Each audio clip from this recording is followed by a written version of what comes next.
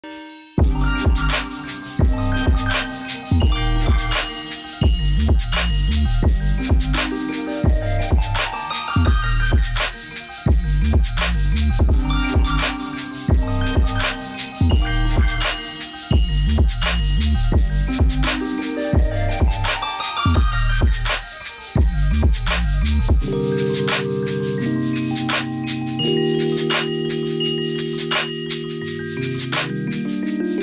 everyone, welcome to 10 for 10. Today is day 1. I'm so excited that we're here. We're ready to kick this off and have these important and needed conversations. Throughout the next 10 days, we're going to be looking at different themes and topics that are all about our life, that have something to do with mental wellness and mental health.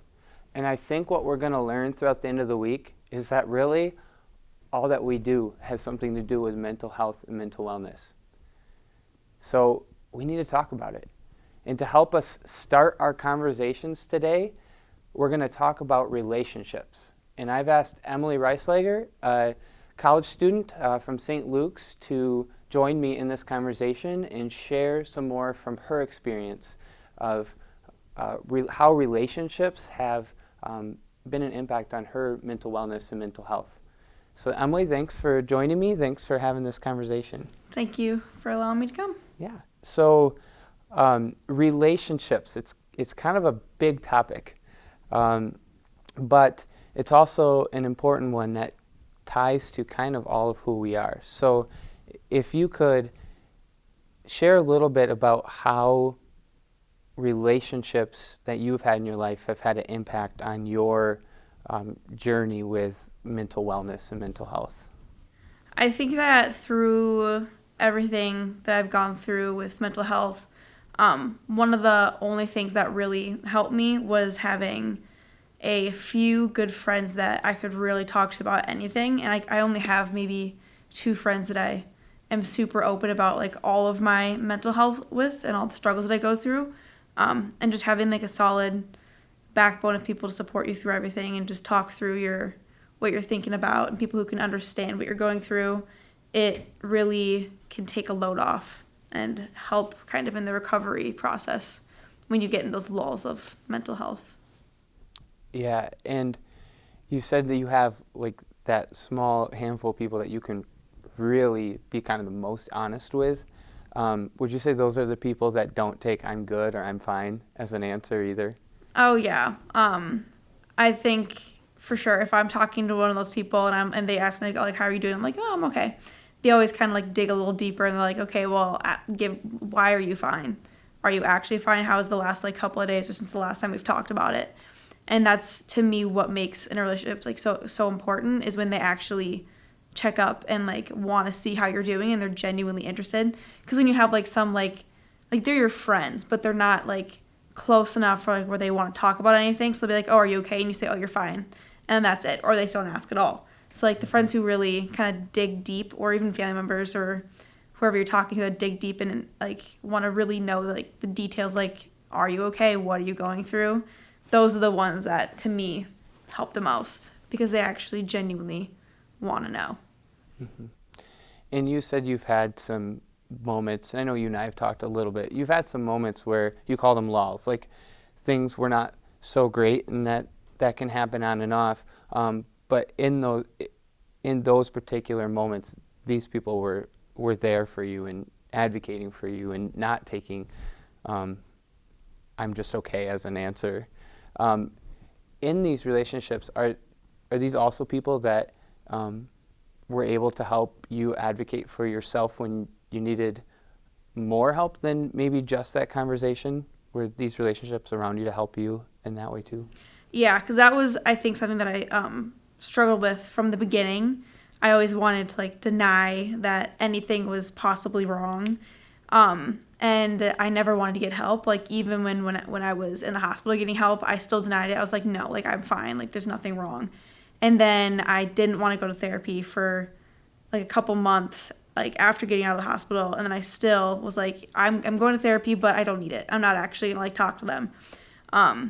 And it was through my specifically two friends that were kind of like, you know what, like, just like give it a shot, like go get help. And if it doesn't work out, then at least you tried. And so I think that, and those like evidently are also the people who have asked for help. And they're like, it really does help. Like it might be hard. And like, I don't want to say embarrassing because it's not embarrassing at all. But like in the moment you might be like, okay, like I have too much of a pride to get help. But like having people to just tell you it's not embarrassing, go do it. Like the worst it's going to do is like not be helpful. And then you can just like stop. But yeah, I think having those friends really helped to push me to get help because that is so important, is to get help. Because if you don't get help, then if you try to do what I did and just kind of like push through it, it doesn't work. You got to ask someone for help. And so having people there to tell you to do that and help you through that, because it can be tough, is really helpful. Yeah, I think one of the things we've even talked about before is a phrase that I use sometimes, that we don't get over these things, we get through them, right? And to get through them, I think we all know there's too much real stuff going on to do it alone, right?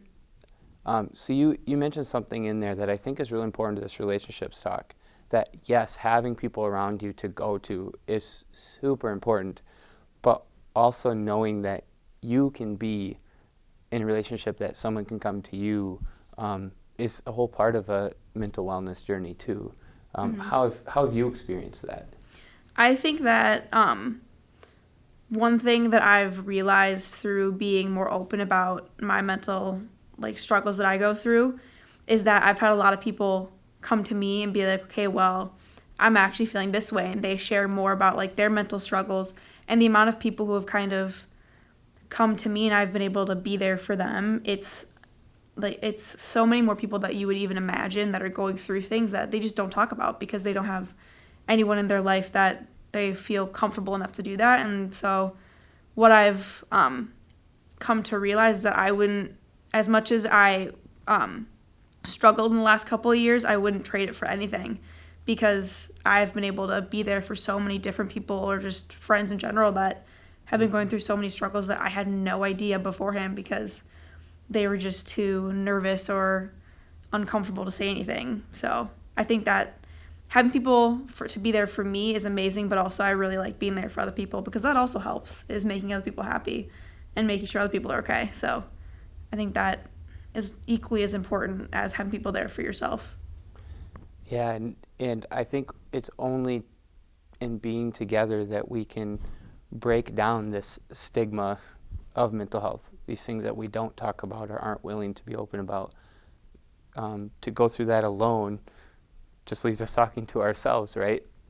And so to have those people around you is important.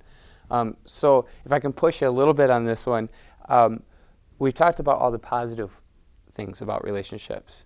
Have you had any experience where like negative relationships have affected you? How has that gone? I think so, because I've struggled with an eating disorder in the past like couple of years. One thing that really affects like people who go through what I'm going through is that just little comments about what like someone looks like or what someone's eating, or just like little things like that can stick with you for a long time, and it can really kind of set you back a little bit in your recovery.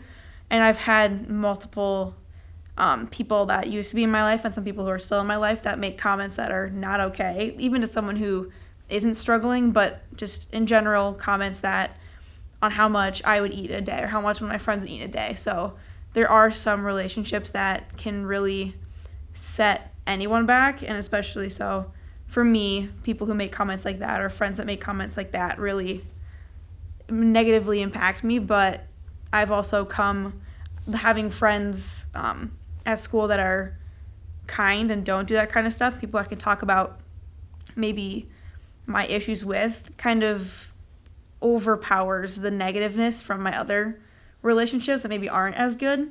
And so through my good friends, I've kind of grown to just kind of, when I have these people in my life who are not great for me, if they make those comments, I've learned to kind of just ignore it, because it's coming from a place that maybe isn't the best for them. Mm-hmm.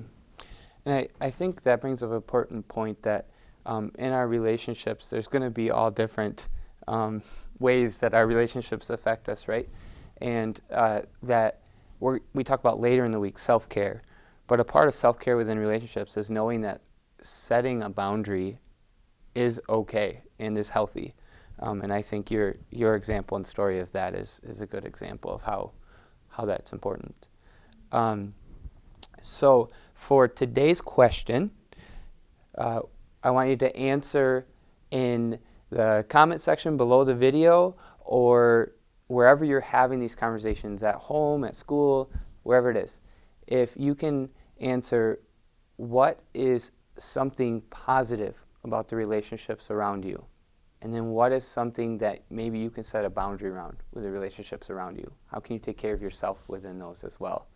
So you can share those any way you would like. Emily, thank you so much for being here, for sharing your story and helping us explore this conversation and get this kicked off. Of course. Thank you for having me.